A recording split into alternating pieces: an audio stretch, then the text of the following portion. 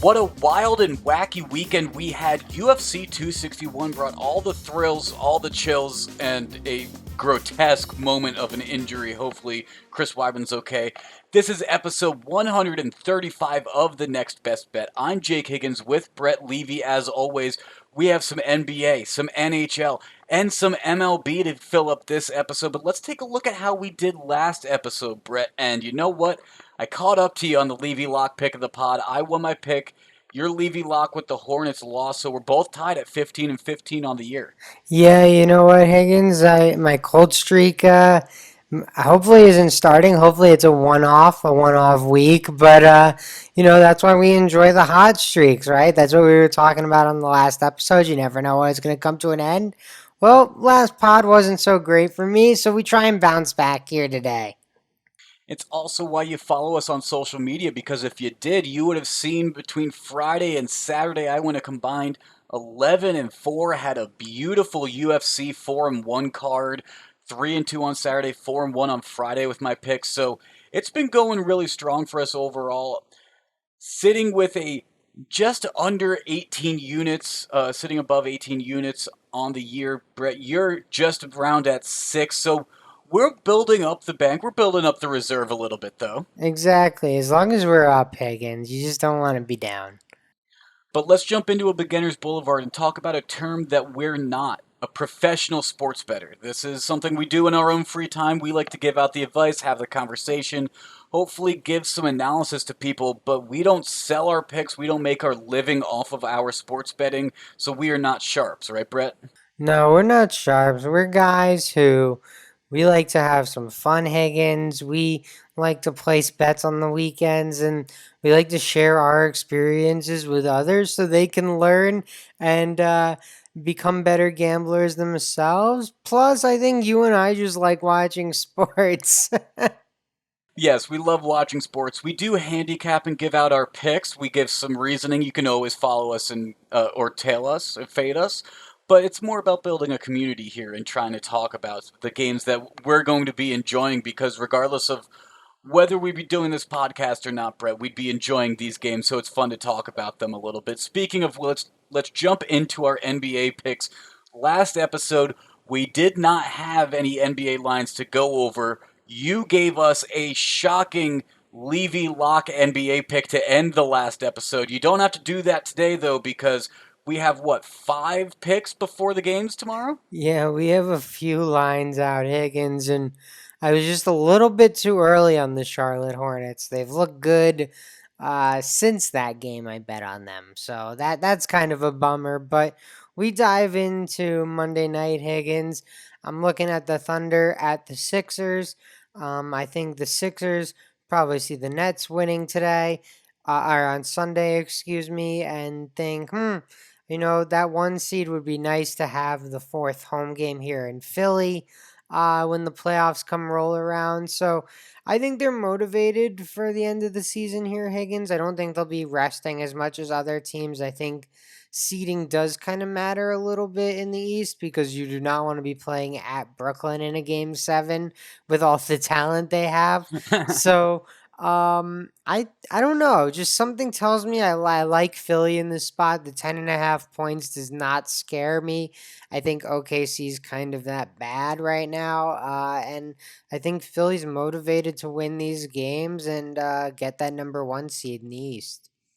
I think the Sixers are the right pick in this game. I've just, as we've gotten later into the stretch of some of these regular season games, I've become more hesitant on some of these double-digit lines because some of these teams that are fighting for playoff position, they may be pulling their starters a little bit earlier to try to get them a little more rest down the stretch here. So I don't like the double-digit lines nearly as much. I do love a different East Coast line, Brett, though, and that is between the Chicago Bulls and the Miami Heat. These two teams did just play. Miami won 106 to 101. The line is opening up at -4, and I'm taking the Heat here because the Heat just won at home against the Bulls by 5. They won their first matchup in Chicago by more than 10 points. They're going to go for the sweep on the season series against the Bulls here. I think they're going to get that done, especially when you look at Zach LaVine already being listed as out in this game for the Bulls. Yeah, I don't know, Higgins. I feel like in a back to back, it's a lot of times there's a split because in the NBA, there is so much talent on both these teams, right? But I would lean your way, Higgins. I guess I would say Miami's the better team. They're the team that we kind of expect to be turning up this time of year. Chicago's looked really bad since the trade for Vucevic. Obviously, Levine going down as well has not helped that situation. He's dealing with some personal matters, so we hope everything's okay. But yeah, Chicago's just a tough team to back right now, so I would lean your way, but in a back-to-back situation, like I'm nervous. I could see a split coming very easily, right that narrative. I understand that with the back-to-back narrative, but at the same time, it's the exclamation point on your season series, so there should be some motivation for Miami as well, I think. Fair enough. I'm gonna hop over to the West Coast, Higgins. Grizzlies and Nuggets. Grizzlies playing a back-to-back. Nuggets are not. So I'm gonna take Denver minus 4.5 in this one, Higgins. Okay. Okay, I like that pick. I think the Nuggets are really doing a good job this year with Jokic and Murray and all them, and I think they are going to defend at home well. We've talked about what the elevation does in some of these games, and later in the year, the bigger the impact that does seem to have. So I like your 4.5 pick. Yeah, I mean, obviously no Murray with the ACL injury. Will Barton's also going to be out for an indefinite amount of time. So they're losing pieces left and right. But Michael Porter Jr. just had his career high the other night. Higgins, Monty Morris, an above average backup. Capuzzo, super fun guy to watch. He's like a 30-year-old rookie. So, yeah, this team's making it happen, making it work, even though they're losing pieces. Added Aaron Gordon at the deadline, so that added some depth in the front court. I think Denver with the MVP frontrunner in Jokic, they're gonna find a way to make this happen. They've got the extra rest in this one, so the fresher legs. But you're on one more pick, Higgins versus with the Pelicans involved. I see, and they've been struggling of late. Yeah, you just gave out your West Coast pick. I'm going to give out my West Coast pick here. It's in the Clippers Pelicans game, and I'm not necessarily picking either side in this one. I'm going by the data, by the stats in terms of taking the over in this. Over 227.5 as of Sunday night. I would not be surprised if by tip off that over under is over 230 because the New Orleans Pelicans are the best team in the league at hitting overs. The Clippers are the seventh best team in the league at hitting overs. So you put that together, that sounds like an over that should be above 230, especially when you've seen how well Zion's been playing recently against all mixes of competition, really. And then you saw Paul George the other night with that Moneyline Magic we gave, where he had a 33-point shiner in a game winner. So I expect this to be a high scoring affair between two West Coast teams. I expect them to keep it interesting, and as long as the game's within reach, like the spread indicates, at being 3.5, I think this over under will be in play. If one team kind of pulls away, I don't necessarily see that getting hit though. Sounds good to me, Higgins. Those are all great reasons you gave out. Hopefully, the Clippers have their full, arsenal out there to help you hit that over of 227.5. We obviously giving out our picks well in advance of the lineups coming out. So, just make sure if you're placing a bet closer to tip off that you know what the lineups are. Yeah, sometimes these early lines have bit us in the ass, Brett, but also sometimes it gives us some excellent or interesting value in a line that you might expect to move a lot. I really expect that over to be above 230 on Monday before tip off. But let's jump onto the ice, Brett. We have some NHL picks here, and as has been a trend recently, I have multiple days of picks in the NHL. Starting off with Monday, Brett, we have the Colorado Avalanche at the St. Louis Blues. And it's just as simple as this. The St. Louis Blues have been the worst team in the entire NHL against the spread. At home, they are an abysmal 6 and 15 against the spread. So give me the Colorado Avalanche -1.5 here at +155. They just have so much more to play for. I mean, they're only 4 points back of Vegas in their standings right now, whereas St. Louis, they're fighting for that last spot. They're fighting for that fourth seed in their playoff spot, but it's a lot more difficult for the Blues to be able to do that. The Colorado Avalanche are fighting for that top seed, and that means a lot more in this scenario, in my opinion. So -1.5 at +155, I really like that value.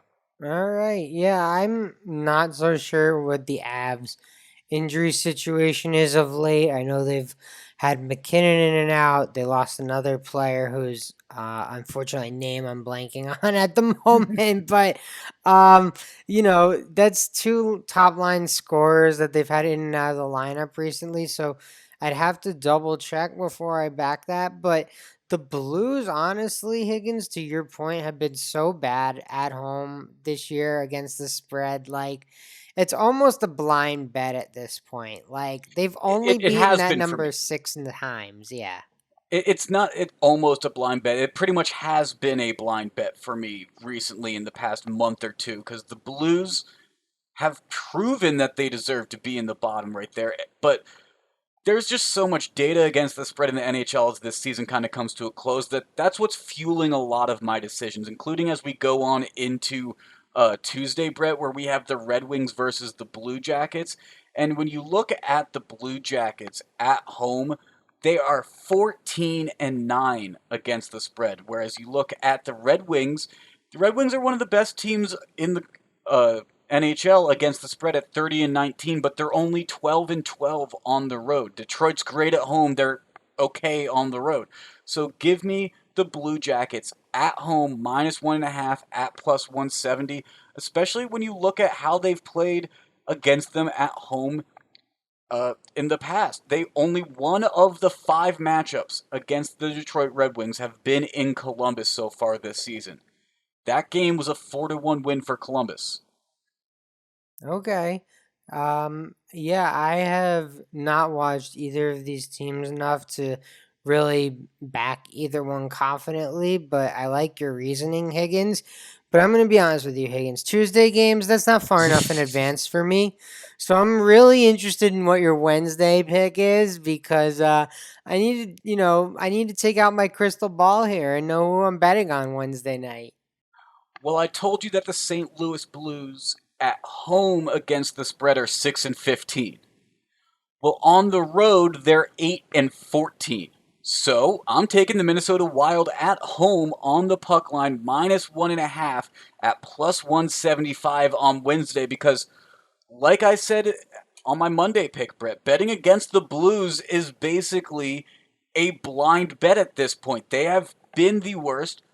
My money's going to prove me wrong. Prove me wrong. I just need one of those two to win, and I'm up at least half a unit overall between those two picks. So I'm going to take both of those games against the Blues. Wednesday, Wild at home -1.5 at +175. Exactly, and hopefully you win them both, Higgins, and you're up like almost 4 units. That would be great. Hey, that would be absolutely spectacular. But let's jump into our Moneyline Magic here, Brett, because we have a Saturday game between the Spurs and Pelicans that saw 3 lead changes in the fourth quarter as it was an absolute brawl between these two teams. Yeah, it was a good finish, Higgins. This one obviously had playoff implications with the expanded playoffs now with the play-in series, but we'll jump ahead, Higgins, to 255 remaining. DeMar DeRozan would hit a jumper and it'd actually get an and one. So he'd actually push the Spurs up one to 102 101. There were a few free throw violations in there, Higgins. It was a wild sequence, actually. Quite a long 2 free throws, if I'm being honest. But there were a bunch of more free throws made in the next minute, so nothing really exciting happened between DeMar DeRozan giving the Spurs the lead and the Spurs maintaining the lead a minute later after 4 free throws were taken. So we'll just hop ahead and talk about the offensive rebounding that affected the game down the stretch here, Higgins, because Ingram would miss. Adams would get a rebound. He'd turn it over. DeRozan would miss. They'd get an offensive rebound. They'd actually convert. But I mean, three offensive rebounds here in the final minute and a half of a game is pretty wild. Yes, it really is. And like you said, the both teams could only find points from the line for about 2 straight minutes, as it was just DeMar DeRozan and Brandon Ingram finding their way to the line. Neither one could sink a bucket from the floor. No, it was there was fouling, there were violations on the free throw stripe, there were offensive rebounding.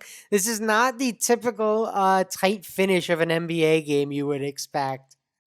No, it's really not. But finally, shooters would heat up a little bit because Zion would come back down the floor, respond with the basket, cut the Spurs lead to 106 105.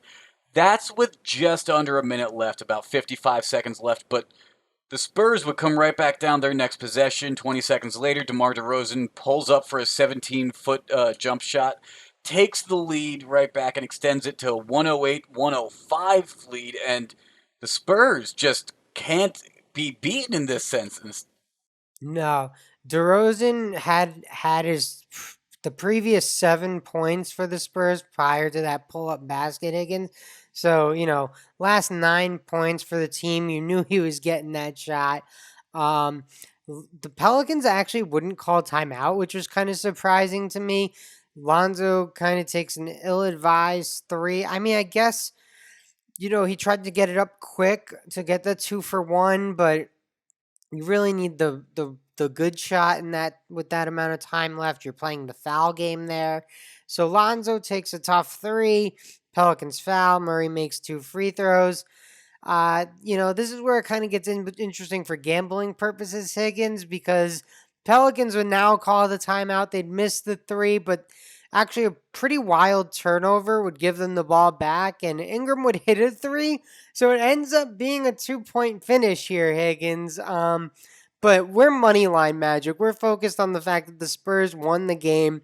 They were able to create kind of a 4-game cushion between them, the Warriors, and the Pelicans for the 9-10 spot in the Western Conference playoff seeding. I'm not really sure what to call that because, in my mind, it's the 8 and the 2 teams in the Yeah. playing game. But whatever, 8 and 9, they're still fighting for the playoffs, Higgins. So, just a big game and a close finish, a good game for us to talk about here and point out and recognize.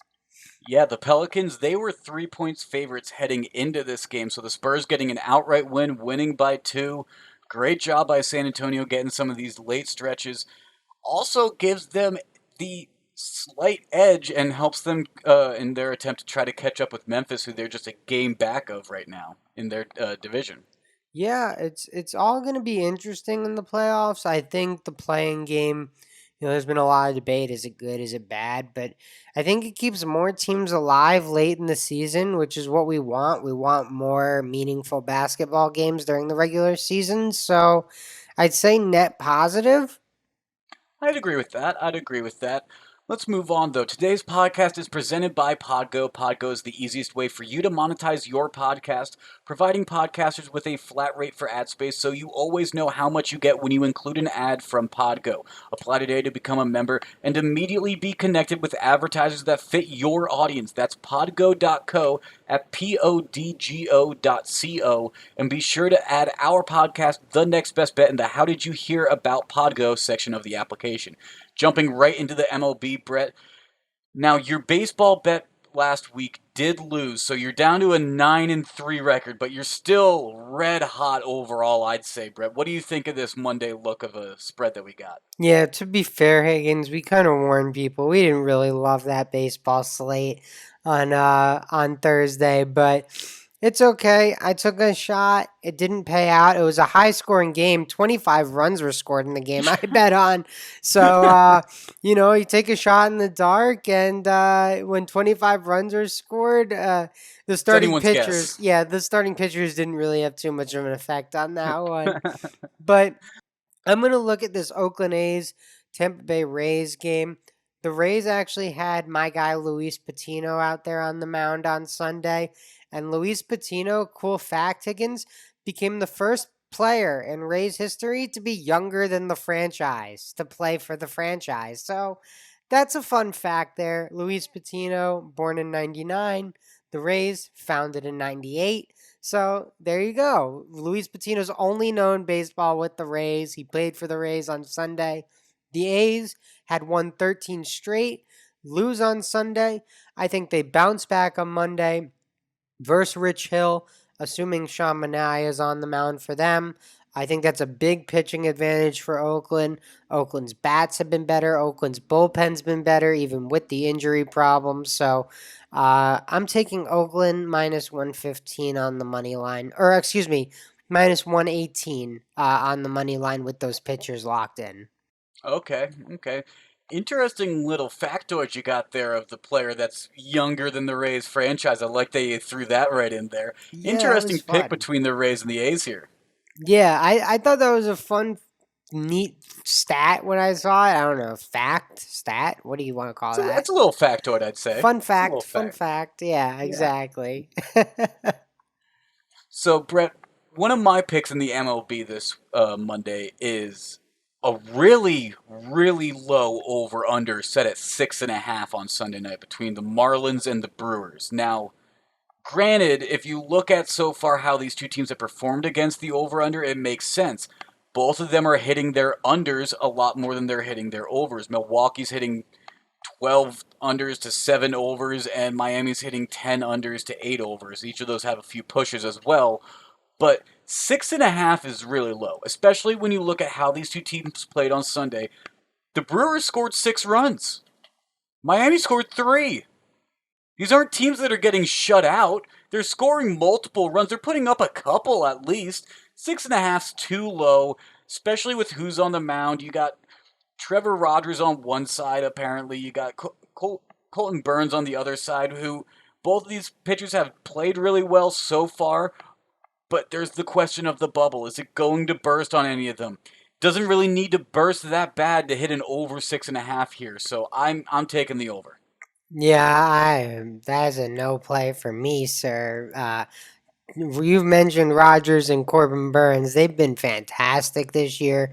Both of them strikeout machines, although I guess kind of everyone in Major League Baseball is a strikeout machine this year. Corbin Burns climbing up the Cy Young charts. Rogers, definitely a name to watch out in the future. I want to say Trevor Rogers.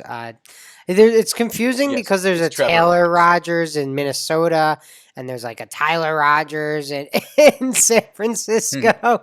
Someone's got to name their kid like Chris Rogers. Like, mix it up a little bit. We can't have Tyler, Taylor, and Trevor out there all pitching in orange uniforms. I agree. I agree. Trevor Rogers versus Corbin Burns, obviously, it makes sense that the over-under is going to be set so low. But these aren't necessarily established names. These are guys having a spectacular start to their season. Could they have a blow-up round against each other? Absolutely. 6.5 is just too low for me for an over-under in baseball. Fair These enough, days, it's too Higgins. it's too low.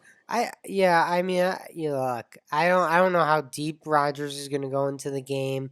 Burns is obviously on Cy Young pace, so Hmm. all bets are off with him. But yeah, we'll see what happens in that one. A game I'm looking forward to between an NL East team and an NL Central team: Phillies Cardinals.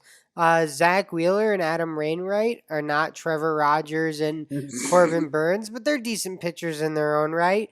Wainwright struggled a bunch this year. Wheeler has been a little up and down. But I'm taking the Phillies in this one, Higgins. Bryce Harper's been on a tear this season. Not enough people are talking about how good he's been. And I think they have the advantage in the pitching matchup as well. So I'm taking Phillies minus 110 on the money line. Okay, St. Louis, they're the fourth best team against the spread, so I wouldn't necessarily take Philly on the run line. I do like that pick on the money line, though, because you're right. The Phillies have played really well, especially with Bryce Harper. Harper may not have been getting the recognition yet, but it's only a matter of time. It's a long season. He's gonna start getting talked about more and more, I think. Well, and to be fair, Ronald Acuna Jr. was setting the world on fire. My guy Akil Badeau deserved Mm-hmm. all the attention week one. Uh, there's a lot of great stories. Jacob DeGrom right now, Corbin Burns, who we already spoke about, Shohei Tatis. Ohtani. Yeah, I mean, well, first of all, Shohei Ohtani's hitting bombs and reaching 100 miles per hour. Jacob DeGrom batting 500, throwing 100 miles per Helping hour. his own So, cause. some pitchers who can hit here, Higgins.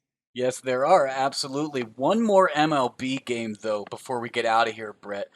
The Seattle Mariners are traveling to Houston to face off against the Astros, starting off their series on Monday, and Seattle is still the best team against the run line so far in baseball at 17-5. So give me them plus 1.5 at minus 135 in a small ballpark like Houston is, especially when you look at it's Justice Sheffield versus Jose Urquidy. So you got two pitchers on the mound that it's built to be more of a hitter's game anyways. So as long as Seattle can keep up with Houston, I think they can personally. I don't see why plus 1.5 isn't within the realm, and that's why there's the minus 135 juice. But go ahead and give me that juice. All right, fair enough. Why not take it? You say they're covering all the time, Higgins. So it sounds like they should have no problem covering on Monday. Absolutely. Before we get out of here, Brett, the Levy Lock pick of the pod, we are tied at 15-15. We each have 15 wins, 15 losses in 2021. I got a win last episode. You got a loss. That means I've got the honors, and I'm going back with my first NBA pick of the night so far. It's the Heat -4 hosting the Bulls. I understand that it's a back-to-back matchup, but the Heat won on Saturday by 5. And when they played earlier this season in Chicago, they won by 11. So I expect the Heat to want to get this sweep. 4 points isn't too much for me, especially with Zach LaVine on the IR listed as out already right now. Give me the Heat in this scenario, Heat -4. All right, fair enough. I'm gonna find myself on the Nuggets -4.5 for my Levy Lock. They played the Grizzlies not too long ago. Higgins, they only won by 2. But in their last 8 games, in their last 8 games, Higgins, they've only lost to the Warriors. They lost to the Warriors twice, so they're 6-2 in their last 8. I like to think they're gonna win this game, and I'm not gonna bet on them to win and not cover a 4.5 point spread. So I think they get it done with the extra rest. That's how they cover. All right, well, we might need a Twitter poll. Who's going to be leading in the race of pick of the pod versus Levy Lock?